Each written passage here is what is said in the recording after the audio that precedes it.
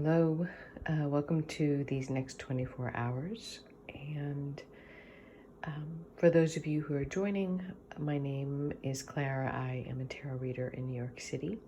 And right now, I am taking it a day at a time. And with that in mind, doing these readings really to walk through this set of cards in this spread and give you some prompts to maybe consider throughout the day, maybe questions to consider during meditation, to journal about just how we can best use these next 24 hours. The video is handheld right now, and I apologize for that. Hopefully some equipment will make it to me soon, but let's get started on these next 24. I feel in many ways this is a specific message for someone watching, but there's also some themes that I think all of us can relate to, for sure. So let's get into it. I'm using the Mythical Creatures Tarot by Alex Yerkolov and Karen Mahoney. Again, an amazing deck. I think right now my favorite deck, but not a beginner's deck. And we'll get into it. Oh my gosh, I'm so sorry. Okay, so let's start first with the first line, and we are going to read these line by line today. To start with, we have Judgment, 20th card of the Major Arcana. We have the Seven of Swords. We need to take a good look at that. This mask this person has on is key to the reading. And the Eight of Coins, which we saw yesterday. And again, a different depiction than the Eight of Coins we saw, which was the craftsman honing his craft. This is really speaking to the joy of the work. We were talking a little bit about that yesterday, but this is about when work doesn't feel like work. So talking through this first line, Judgment is nearing the end of the Fool's journey, the 21 cards of the Major Arcana. And we actually see the last card of the Major Arcana here, right in the middle of the world. So Judgment is about spiritual purification. Often we see in the Rider-Waite deck, Archangel Gabriel sounding his horn about past, present, and future. What have we learned on this journey? That the rewards for the things that we have done, the good things and the bad things, will come to us. In this card, we see the phoenix rising from the ashes, literally. I'm noticing that. Is often associated with the planet Pluto, the creator and the destroyer. And I really think it's here today, the last two cards of the Major Arcana. Honestly, quarantine for a lot of folks is ending, and these cards together are really telling me, on this journey, in this isolation, what have you learned? What kind of masks do you wear in the real world? The Seven of Swords, and what masks have you been able to put away during this time? The Seven of Swords can often, the words that come to mind are, what are you getting away with? Getting away with something. It can often denote actual theft, thievery, sleight of hand, sneaky people, truth in no way being clear. So, and that's again next to the Eight of Coins. Work doesn't feel like work. So I think these are emotions we can all kind of identify with at this point in time in the world. As we emerge from this cocoon that we've been in, what are the masks that have been wonderful to let go of? And what have we learned about ourselves and what we want to leave behind as we have gone through, hopefully, some spiritual growth. Spiritual growth is not easy work. It can often be painful. And I think, the Seven of Swords kind of speaks to that. But hopefully on the other side, how can we reimagine the work that we do, whether it be just how we interact with other people when we come out of that cocoon, or the actual work that we want to do as a livelihood. The next line here, we have the Hanged Man. Such a beautiful card, look at that. Then we have the World, another major arcana.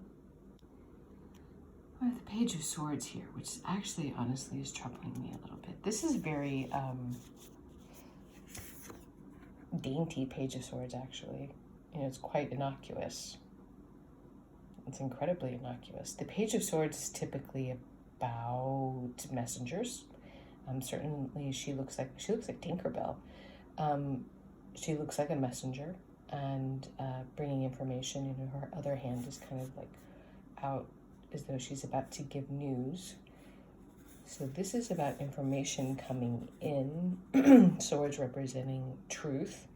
Sometimes they can be difficult truths. The Page of Swords is often seen as sometimes a spy, you know, looking at other people's social media, maybe a little bit too much, Googling something a little bit too much, but unexpected. It's kind of, when I see this card, I want to say expect the unexpected. The Hanged Man is about the pause. You know, to me, this is the card of the global pause that we are in right now.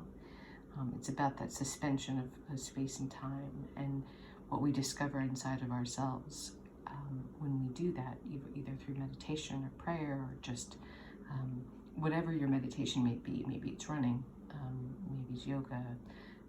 However you quiet the outside world and go inside, and what truths you find when you do, and kind of the magical powers that can come forward when we take that time. So in this pause, it's kind of, you know, to me, in the most basic sense, if this pause is coming to an end, the world is about beginnings and endings. And this is the last card of the Fool's Journey of the major arcana. The Ouroboros, snake eating itself, Two of Wands, initiation in the middle here. So in the ending, every ending has a beginning, every beginning has an ending. So what has completed, what cycles have you completed at this time, in this pause? And what kind of truths came forward that may be difficult to actually look at and acknowledge? And this is great. 10 of Wands, exact same card in the exact same position as yesterday. To me, again, just saying none of this is easy. What have you learned on this journey of fire? You know, the end, this is very, again, the minor arcana version of the World. The last card of the Suit of Wands before we get to the court cards. Wands being fire, fire being initiation, action. What actions have you taken when we've sat in this moment, when we've had to be in our feelings, when we've had to experience everything? How did you handle that? And are you proud of it? I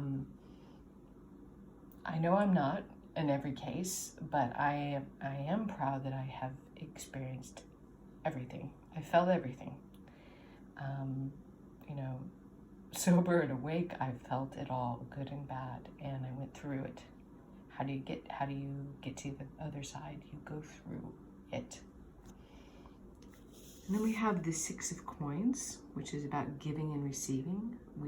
On the best of days, you know, we never know which side we're going to be on. Are we going to be the one giving charity? Are we going to be the one accepting the charity? And actually, I smiled when I pulled this card this morning because I was just reading about charity before doing this spread and what the word actually means. And it means giving freely of ourselves without expectation.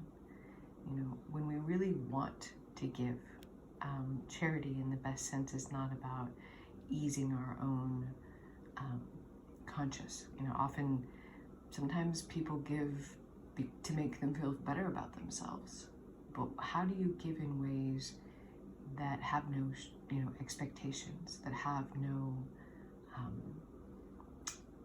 desire other than to truly be of service?